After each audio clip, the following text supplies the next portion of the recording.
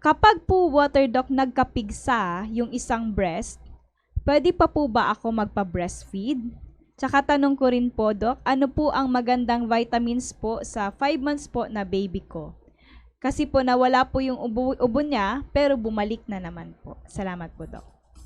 Kung may pigsa, pwede mag-breastfeed, pwede po, iwasan lang muna. Okay? Pwede kayong gumamit ng ionic minerals, gawin nyo sa kalahating litrong tubig, maglagay ng 20 patak na ionic, inumin nyo po yan every 4 hours. Pagkatapos, pahiran yung pigsa para mawala agad. Kung anong vitamins maganda sa 5 months old, kung kayo nagbe-breastfeed, I don't think na kailanganin pa niya, okay? Mas kailangan niya po yung minerals.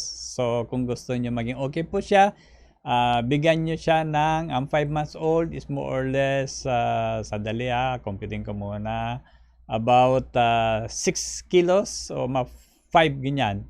Pwedeng bigyan ng 2 patak diretso sa bibig 3 times a day. Anyway, pag nabibigyan ng minerals, ayon kay Dr. Tim Osi, that kung walang minerals, hindi po gagana ang inyong vitamins. Na kahit wala yung vitamins, kung merong minerals naman, magkakaroon pa rin ng mga physiologic functions within the body. So, not much of a problem. Okay?